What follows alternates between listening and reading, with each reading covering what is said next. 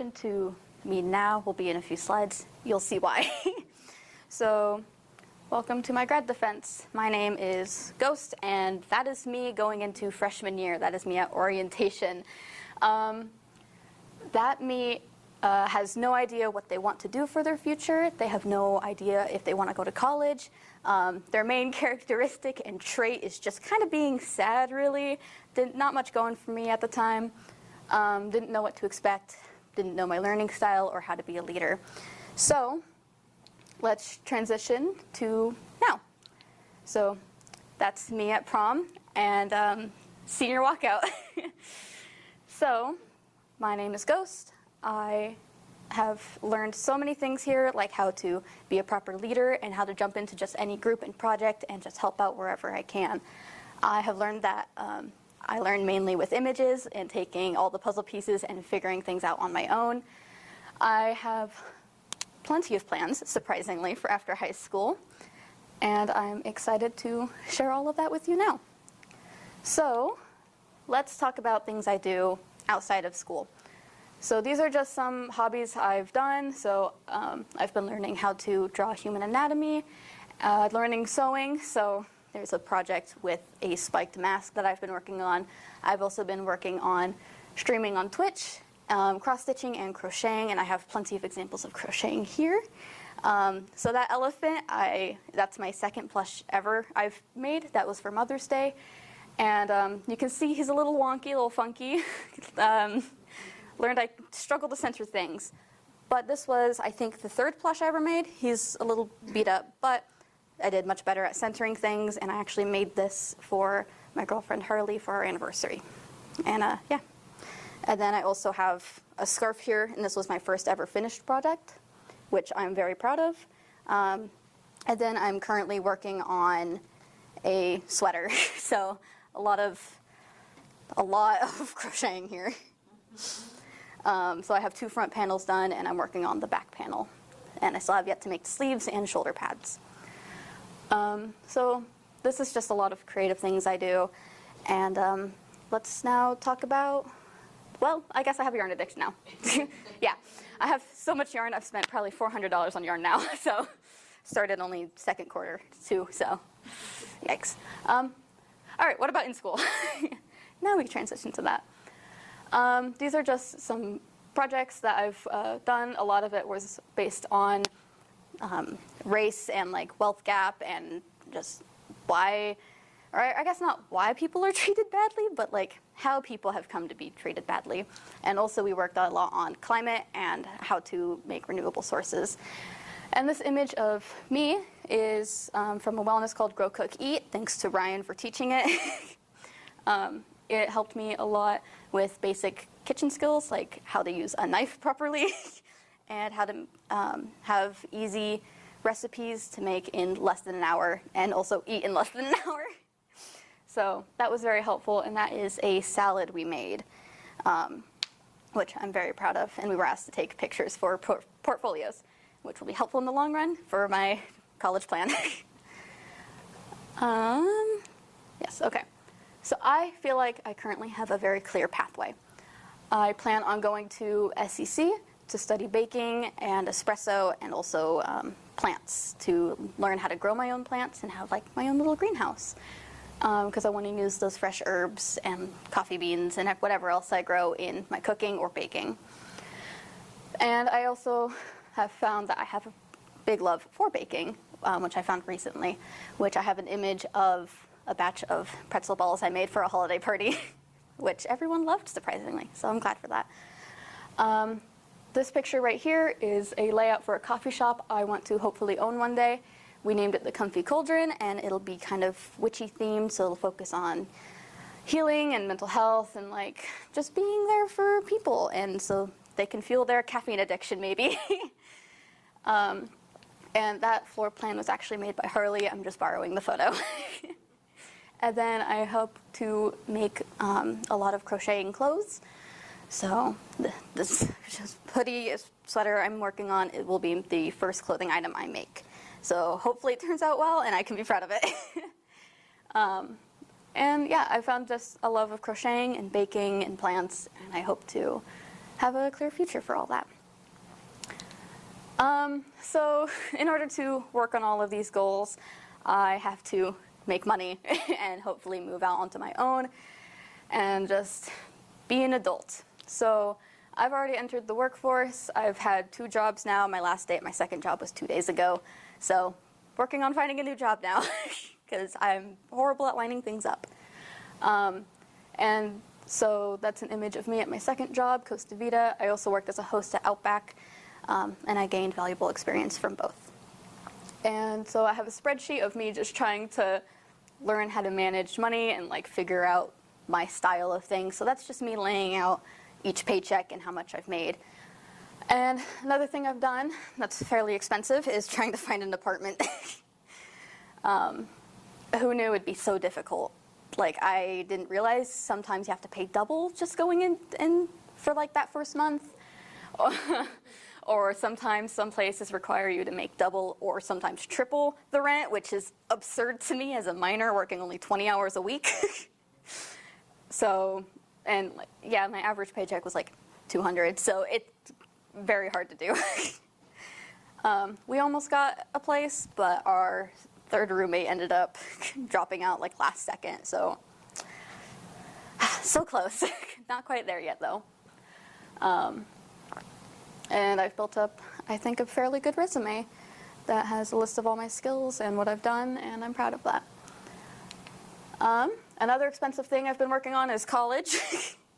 Working on going to SCC, again, for the baking, espresso, greenhouse plants stuff.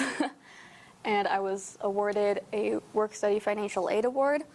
And I completed my FAFSA, and I got accepted and did a tour and everything. But with growing anxiety about college and whether I'll do well or not, I've decided to take a gap year to mainly focus on my mental health and focus on just growing myself and becoming an adult and gaining experience through that instead.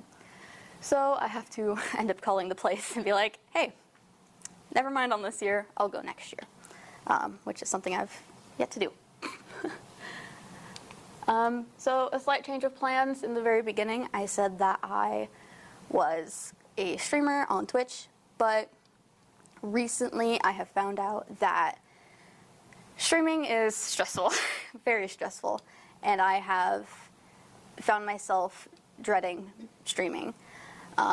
There's been a lot of times where I go into a stream and only 1 or 2 people show up, which they come every time. Thank you, Ryan and Harley.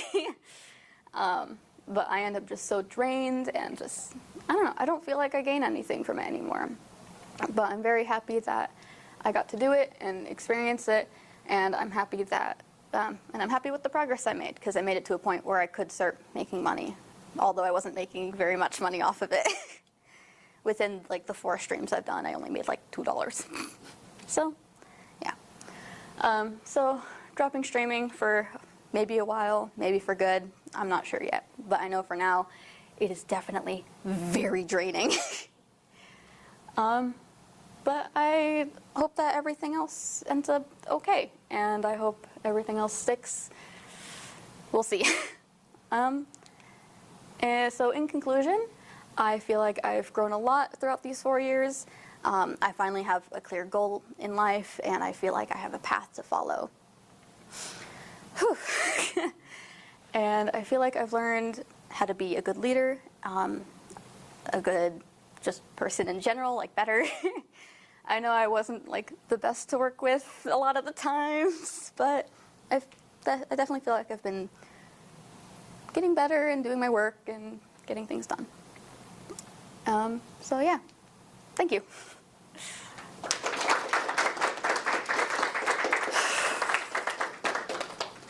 Thank you, Ghost. And we'll turn it over to the panel with feedback and questions for our potential graduate.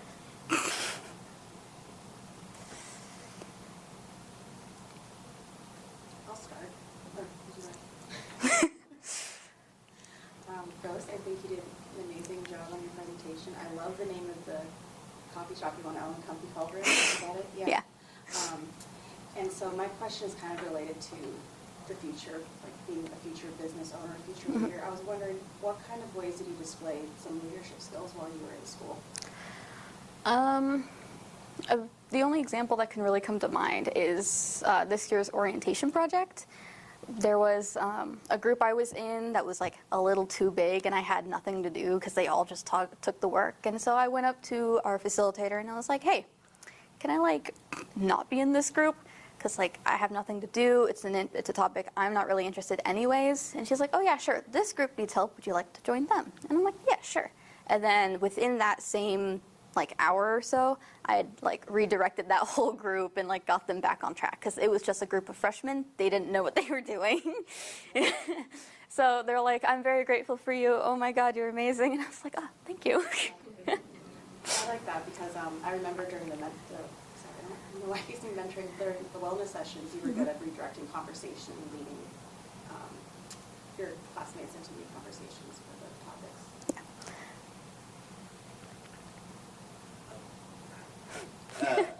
I love, my like secret dream if I were to win the lottery and quit everything, I'd also open a cafe, so I love it. Question for you, just kind of as you start continue to build experience and build the revenue that you talked about, Anise, you're trying to look for a new job. Have you considered looking at other cafes? And I mean, right, Spokane is a lot of options. Have you thought about that at all?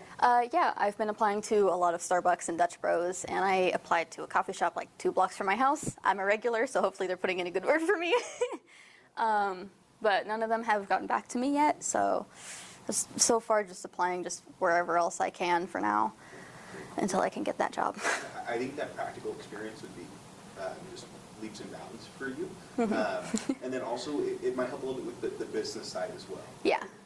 I don't know if maybe you want to just be the baker and have someone else run the business. It would be an awesome partnership, but I think kind of getting that understanding, maybe you can take a class or two at SAC in the business track, or I don't know if their culinary program talks about the business side of restaurants at all. That might be something that you kind of keep in your back pocket just for your own knowledge. Yeah. I could say that during my tour, we were looking at the culinary and baking side, and I think the last quarter for both courses is to run our own restaurant / bakery. They're right across the hall from each other, facing each other, so I find that nice. So yeah. That's awesome. I'm excited for you. I just want to say, I know Indaba is looking to hire somebody and do some training and stuff, so I might hit them up. I really like Indaba's like social justice and just community wellness approach to their stuff too. So I don't know if you're connected or ever go there. But, Kendall Yards. I also want to say I have tried to crochet. On 2 separate occasions. My mom, when I was in high school, told me I didn't have the patience and I needed to calm down. Yeah. It takes a lot of patience. And then I made a blanket for my daughter's stuffed animal, and it was more trapezoid shaped than that, so I am seriously impressed. Yeah. And I think that, I mean, just from my own experience, that just shows patience. I'm not sure how many times you've ripped out that and whatnot. So yeah. I think, like, you didn't say that, but I know innately that. So it's amazing. You've obviously done some really hard work and tried things and then readjusted and come back, and I can definitely appreciate that. Yeah. And so during this gap year, you said that you're going to just take a break, focus on you and your mental health. Do you have any specific goals during that time that you want to accomplish? Mainly focusing on like how to cope with anxiety. That's been a really big thing lately. And just learning to manage myself and my time. That's really the biggest thing. It's hard. A job and moving out, and yeah, I'd say with the housing market at less than 1%, it's hard to find a place so you're not alone. Yeah, that's what everybody I work with deals with, and it is definitely a hard place. Yeah. Ghost, I really appreciated your presentation, and the questions I had already got asked, which is great. But I have two quick notes. First, Spokane has a really rich independent coffee house tradition. I would really encourage you to reach out to some of those owners and ask about their journey. I know that one of the owners of Dutch Brothers, for example, often teaches at Whitworth, and he's very open to talking with students, talking with anybody who's interested. Here's how I got it started. Here's what I ran into. Here's what I wish I'd known going into. So gathering some of those stories, they'll probably buy you coffee. Could be a really helpful kind of step to take before you go to school, because then you'll have some stuff that you'll know, boy, I really want to learn more about this, or I want to pursue this. So just a suggestion.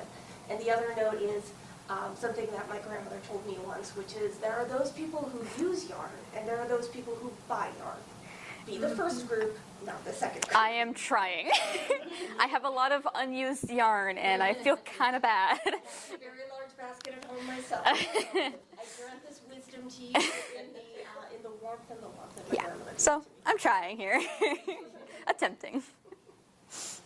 My wonder is how that, the ability to do the crocheting and the stuff you've learned, maybe how that might end up in the coffee shop. You know, having the basket for people to pick up something and do a little of that while enjoying some of your baked goods. A cat cafe, a crochet cafe. Oh, with little classes like on Thursdays.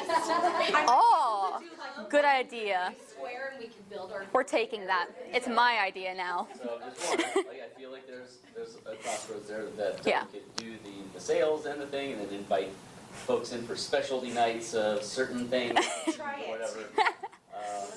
Wouldn't that be fun? So Yeah. that's the one thing that was in my head, and then maybe this will end up being in question, but knowing you from Project for 1 year, and then of course there's like that gap. It was the pandemic and quarantine and hybrid, and then you're a 301, 401, and you're off doing other projects, and I felt like I didn't see you for a little while, right? Like it just kind of happened. Just and kind of all a sudden, vanished. I finally get back and finally had you in my Wellness with Grow cookie that you showed. And it was fun for me to see, like, I had you sort of in this image of 101, 201, collaborator, this and that, and all of a sudden you show up to Grow Cookie and just owning it. Something happened there. There was like something. Yeah. Can you tell me a little bit, what was it on your journey that it was for you, that something clicked, that you became the student that's ready to just jump in and do it and really be a leader? I'm not sure. I can say over quarantine, I did a lot of sleeping and video gaming. Like, that's just pretty much all I did. Every now and then I'd leave the house to hang out with Harley, but that's about it. In fact, I slept through a lot of 301 year when we were online, to where Ashley had to reach out and be like, what's going on? So I was kind of forced to come in every now and then throughout quarantine. So, really not sure. I think I just came back and was like, all right, kind of a fresh start, because quarantine. Let's see if I can do better. Because, graduation. Kind of want to graduate. I just noticed that you were just ready to jump in, lead, collaborate, which I very much appreciated in that Wellness, Yeah. especially where some were, some weren't as much. Nice to have you there, as well as others in the audience. We're there to help lead those groups, so appreciate it, and you did a great job. Thank you. For some reason I had kind of forgotten. I think because of your growth since then, that we worked hard and were worried about you for a while during quarantine. Yeah. And then you came back, and rewind real quickly. You and I had to come up with a work plan for you the summer after your 101 year. Had some work still to do to have all the credits from your freshman year. And we had to do that again Yep. at the end of your sophomore year. And then struggle and worry, and Ashley and I met and we came up with plans and that. But you returned after quarantine, online school, and we finished out 301 year. You finished it out, like, I would say that last spring was your best, school ever. You Yes. continued with some of that momentum this year, and showed all sorts of growth. We didn't have to do that the summer between junior and senior, and I guess I'm reflecting on yeah, the amazing change and growth, and you reflected on some of that there.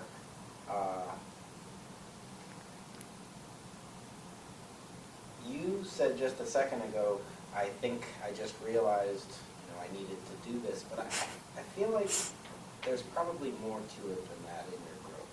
I'm wondering if you could dig a little deeper.